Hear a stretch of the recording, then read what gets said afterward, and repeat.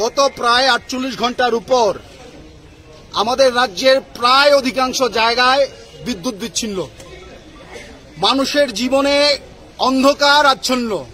কিন্তু আমরা দেখছি যে সরকারের যে ভূমিকা থাকার কথা ছিল, সরকারের ভূমিকা বিন্দুমাত্র নেই। এই বিদ্যুৎ পরিষেবার সাথে যুক্ত মানুষের জীবনে আরো দুইটা গুরুত্বপূর্ণ বিষয়, একটা হচ্ছে পানীয় জল সরবরাহ, একটা হচ্ছে টেলিকম ব্যবস্থা। আজকে এই দুইটা গুরুত্বপূর্ণ বিষয় মুখ থুবড়ে পড়ে আছে।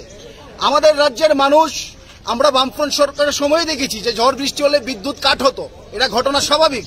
কিন্তু কিছুটা সময়ের মধ্যে এই বিদ্যুৎ ব্যবস্থাকে কিভাবে সারাই করা হতো তার একটা উদ্যোগ থাকতো। কিন্তু আমরা দেখছি এই বিজেপি সরকার আসার পর থেকে গোটা রাজ্যে ঘন ঘন লোডশেডিং, ঘন্টার পর ঘন্টা লোডশেডিং, মানুষের জীবন অন্ধকার।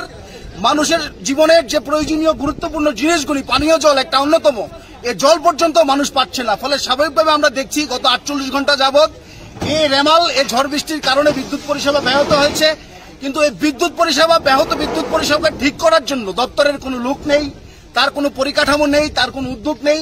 আমরা দেখলাম গতকাল মন্ত্রী সাংবাদিক সম্মেলন করে উল্টো জনগণের উপরে দোষ চাপাচ্ছে। মন্ত্রী বলছে যে মানুষ এসি ব্যবহার করছে, ইলেকট্রনিক সরঞ্জাম এত পরিমাণে ব্যবহার করছে যার ধরুন ট্রান্সফরমার লুট নিতে পারছে না। তা আমরা বলছি ডিওএফআই, তা আপনার দপ্তর কোন কাজের জন্য?